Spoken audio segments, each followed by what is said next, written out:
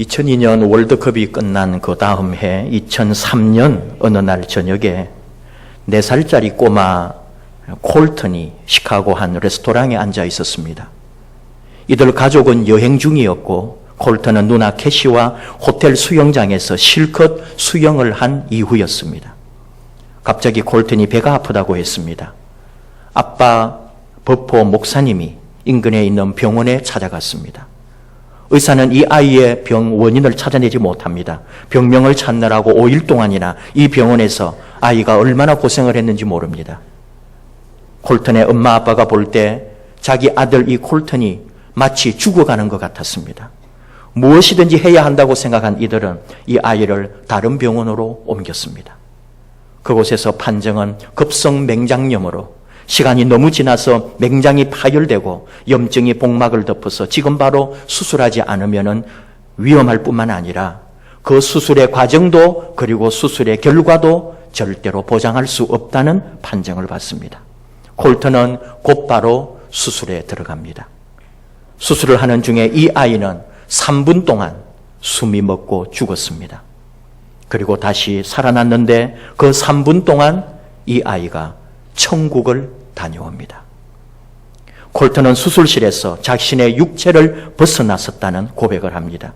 사람들은 4살짜리 이 아이의 말을 아무도 믿지 않았고 처음에는 믿을 수도 없었습니다. 근데 콜튼이 25년 전에 돌아가신 증조 할아버지와 자신의 엄마 뱃속에서 유산된 누나를 천국에서 만났다고 했습니다.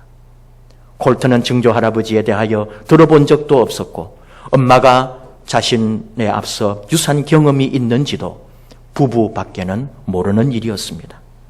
가족 사진 중에 증조 할아버지가 누구인지를 이 4살짜리 아이가 처음 보는 사진에서 정확하게 짚어냈습니다. 콜튼은 4살 어린 아이의 눈으로 본 예수님, 천국의 사람들, 천사들, 천국의 집들을 설명했습니다. 예수님의 손과 발에 난 상처를 기억했고 빨간색 매직 마크 자국이 예수님의 손발에 있었다고 말합니다. 우리나라에 2011년에 나왔던 책 3분이라는 책의 내용이죠. 지금까지 미국에서도 이 책은 175주간 베스트셀러가 되었고 드디어 이 책이 영화로 나오게 되었습니다.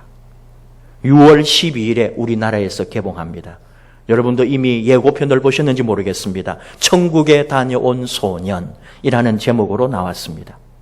예고편을 보니까 책보다 더 실감나고 아주 영화가 감동적일 거라고 저는 확신합니다. 어느 집사님이 물었습니다. 목사님, 정말 천국이 있어요? 정말 천국이 있다는 확신이 오면 저는 지금처럼 살지 않을 텐데요. 근데 여러분, 하나는 분명히 아십시오. 천국 가는 것이 우리의 목적이 아닙니다. 천국 가기 위해서 우리가 예수 믿는 게 아닙니다. 천국 가는 것이 우리의 목적이고 우리가 천국 가기 위해 예수를 믿는다면 지금 우리 이렇게 살 이유가 없습니다. 우리는 어느 사이비 교주처럼 여러분들과 교주가 함께 다 죽어야죠. 집단 자살을 해서 빨리 천국 가야죠.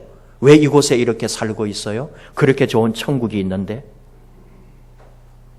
천국 가는 사람들을 생각해 보면은 천국에 갔다 왔다는 사람들이 간증도 하고 책도 내고 드디어 이렇게 영화도 나오는데 건강하고 좋을 때 환한 대낮에 천국에 갔다 왔다는 사람을 보지를 못했습니다. 모두들 수술을 받거나 아니면은 큰 사고 등으로 죽음의 자리에까지 갔다가 천국을 보고 옵니다. 그때 저의 질문은 이것입니다. 왜 천국을 그때만 볼 수 있는가?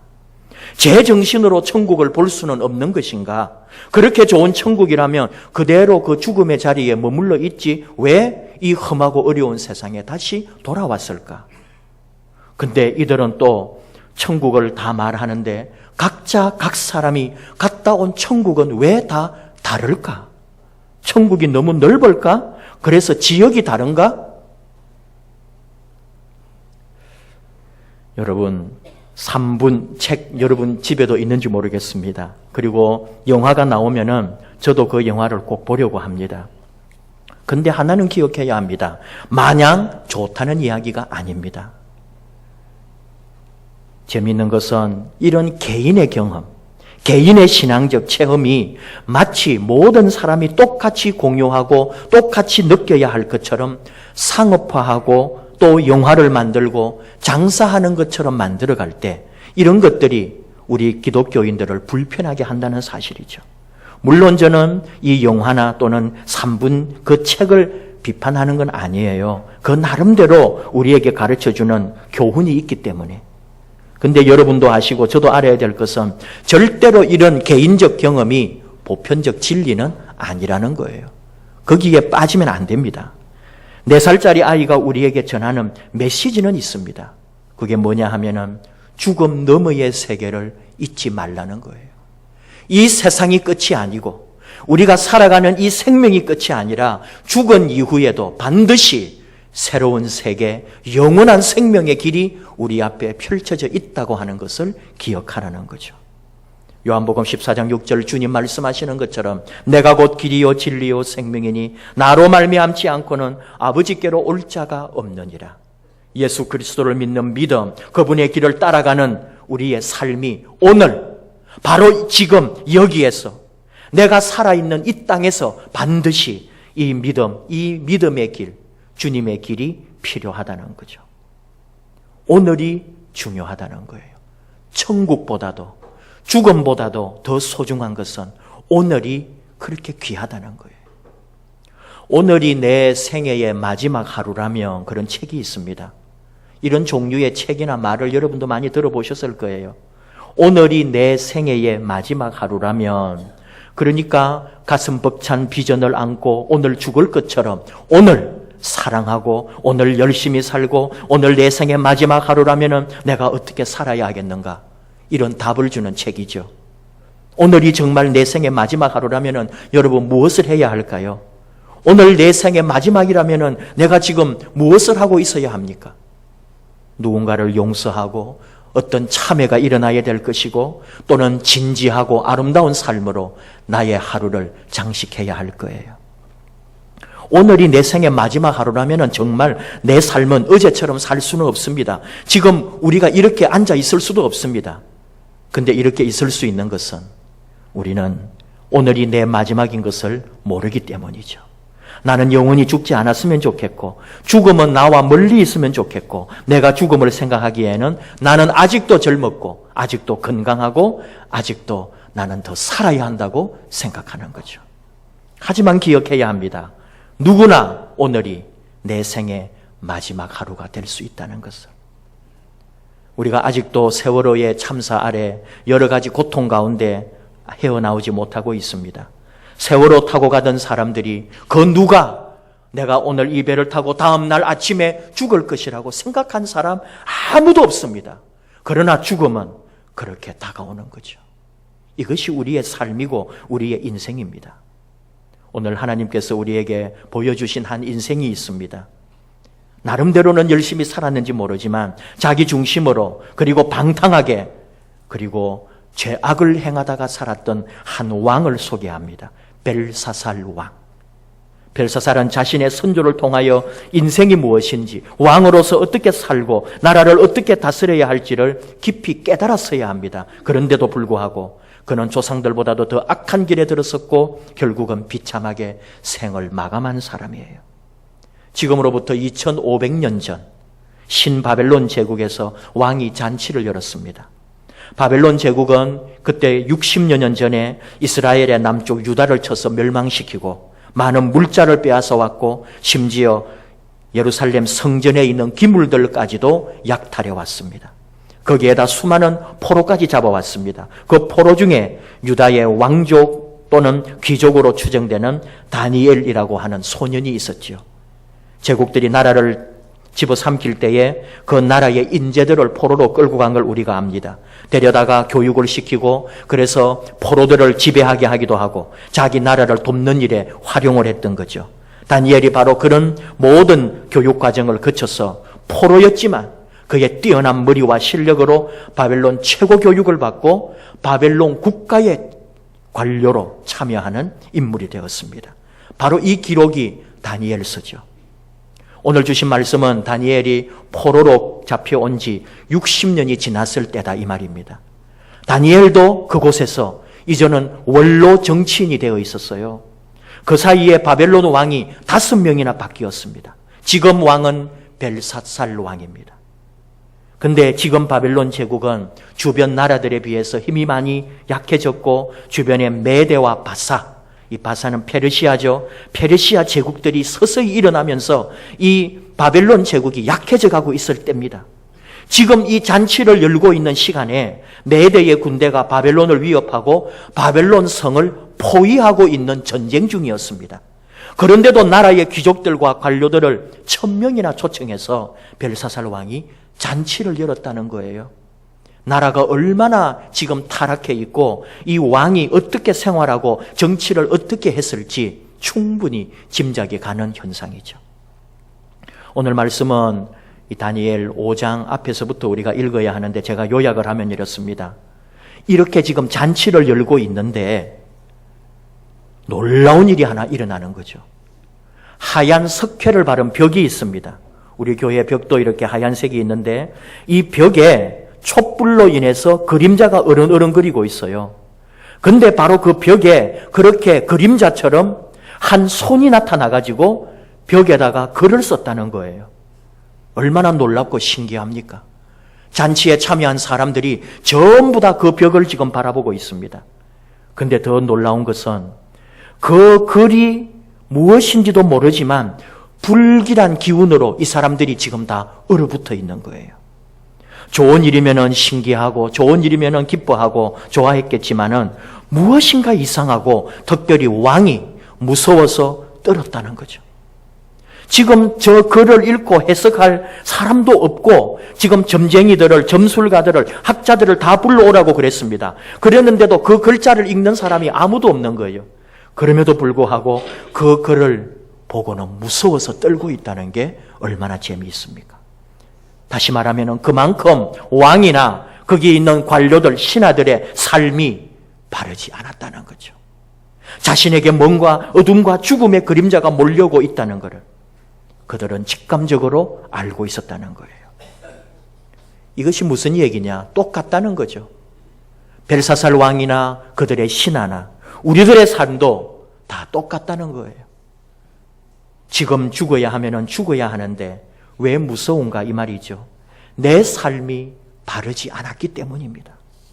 한 며칠만이라도, 단 몇 시간만이라도 내가 정리할 수 있는 시간을 준다면 좋겠는데 순식간에 죽음이 다가오는 거죠. 그래서 우리도 떨고 있습니다. 벨사살 왕을 보십시오. 아직 뜻도 모르는 글자 앞에서 저것이 바로 자신에 대한 심판인 것을, 나에게 지금 죽음의 그림자가 다가오고 있다는 것을 직감적으로 알고 이 다니엘서 5장 앞에 보면은 왕이 절기던 얼굴빛이 변하고 그 생각이 번민하여 넓적다리 마디가 녹는 듯하고 그의 무릎이 서로 부딪힌지라. 사람이 핏기가 싹 가시고 정신이 멍해지고 다리에서 힘이 다 빠져서 덜덜덜덜덜 떨고 있는 거예요. 왕이 바벨론 왕궁의 어떤 술객도 어떤 점술가도 그 글자를 읽지도 못했고 해석하지도 못합니다. 그때 왕비가 왕에게 달려와서 말하는 거죠. 선왕들에게 명철과 총명과 지혜를 보여주었던 유대 사람 다니엘을 불러서 빨리 알아보십시오. 그리하여 다니엘이 부름을 받고 나옵니다. 다니엘이 오자마자 그 글을 읽어준 게 아니에요. 왜냐하면 다니엘이 그래도 이제는 60여 년 동안 이 나라에서 정치를 하고 사람들을 가르쳤고 심지어 왕에게 직언을 하던 사람 아닙니까? 그런 면에서 보면은 이 벨사살 왕은 다니엘에게 있어서는 한참 후대의 왕이고 다니엘이 얼마든지 직언을 할 수 있는 그런 왕이었다 이거죠. 그런 자리에 있었다 이거죠. 그러니까 다니엘이 뭐라고 말하냐 하면은 왕이여, 선왕들이 왜 망했습니까? 마음이 높아지며 뜻이 완악하여 교만을 행함으로 왕위에서 쫓겨나고 영광을 다 빼앗긴 거 아닙니까?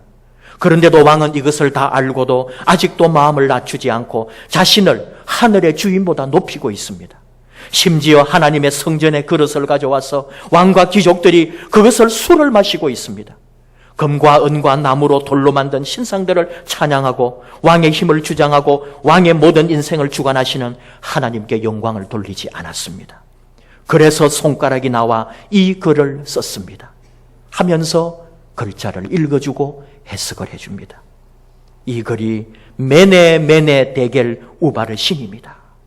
메네는 하나님이 왕의 나라를 그 시간을 세워서 끝나게 하셨다 하는 말이고, 데겔은 왕을 저울에 달아보니까 부족했다는 말이고, 우바르신, 우는 접속어고 이 바르신, 이것은 왕의 나라가 나뉘어서 메대와 바사 사람에게 준바되었다 하는 뜻이다 이 말이죠.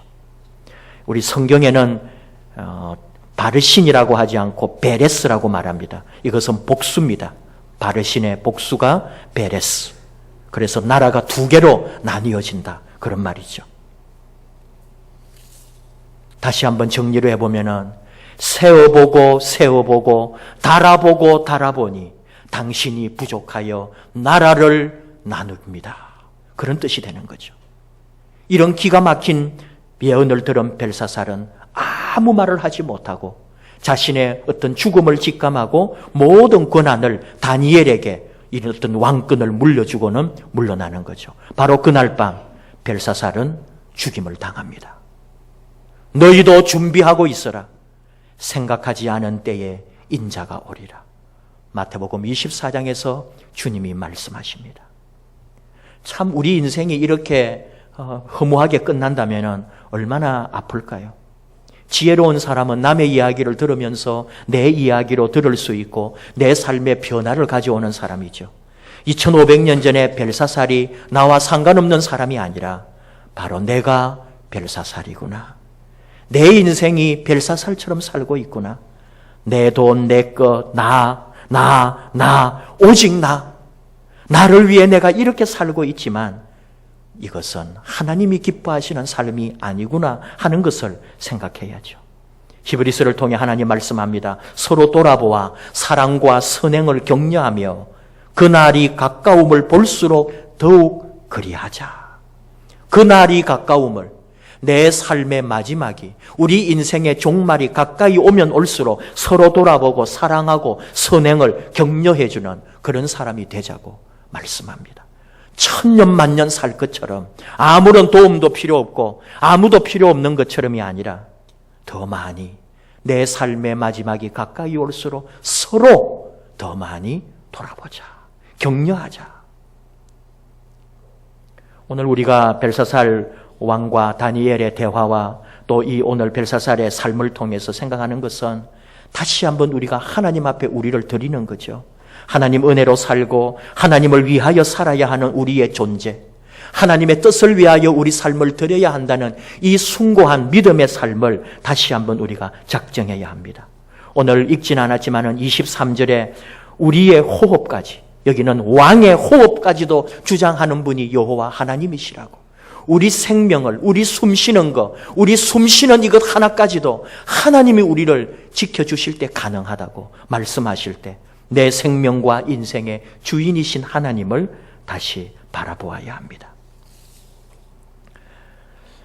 다니엘을 생각할 때에 다니엘도 이 남의 나라에서 포로로 왔다가 관료가 되어 사는 게 편한 것은 아닙니다. 얼마나 갈등이 심했는지요. 동족은 포로로 끌려와서 노예가 되어 있는데 다니엘은 관직에서 왕궁을 들락거리며 너무나 잘 먹고 잘 사는 인생 아닙니까? 근데 그게 좋겠냐고요? 늘 가슴 아프고 동족들 앞에서는 배신자처럼 고통받았습니다. 거기에다가 같은 포로되어 가지고 끌려온 다른 나라, 다른 민족의 지도자들이 이 같이 지금 다니엘과 같이 등용해가지고 일하는 사람들 중에 얼마나 경쟁 대상이 많았고, 그래서 다니엘을 제거하려고 술책도 쓰고 다니엘을 없애려고 얼마나 많은 사람들이 노려보고 있는지 모릅니다. 이런 갈등과 어려움 속에 다니엘이 깨달은 게 뭐예요? 바벨론도 의지하지 말고 사람에게도 매이지 말자. 나는 오직 이 세상을 다스리고 내 생명의 주인이신 하나님만 바라보고 살자. 다니엘의 포로 생활 60년이 바로 그런 하나님 중심주의로 그의 인생이 들여졌다는 거죠. 하나님만 믿고 하나님만 바라보고 하나님만 의지하자. 그날이 오면 나를 고향 땅 고국으로 하나님이 보내주실 거다. 그 소망 가지고 다니엘이 살았던 거죠. 저나 여러분도 마찬가지입니다. 오늘 우리가 살아가는 삶이 항상 하나님 주신 은혜 아래서 하나님을 주인으로 섬기고 하나님 주신 건강, 하나님이 주신 가정, 하나님이 주신 직장과 하나님이 주신 이 모든 삶을 눈물 나도록 감격하면서 사는 길, 그것이 오늘 하나님이 우리에게 주신 선물입니다. 오늘은 내 남은 생의 첫날, 이런 책이 있어요. 오늘이 내 생애의 마지막 하루라면 그 말에 우리가 익숙한데, 제가 요즘 읽은 또 있는 책이 오늘은 내 남은 생의 첫날, 이렇게 되어 있어요. 말은 비슷합니다. 둘 다 오늘을 강조합니다. 둘 다 내일은 어찌 될지 모릅니다. 오늘이 소중하다는 거예요. 근데 하나는 오늘이 내 생애의 마지막 날이라 하고, 또 하나는 오늘이 내 남은 생애의 첫날이라고 말하는 거예요. 저나 여러분 어느 말을 잡아야 할까요? 오늘은 내 생애의 마지막 날이다, 이 말이 좋아요? 아니면 오늘은 내 남은 생애의 첫날이다, 이 말이 좋아요?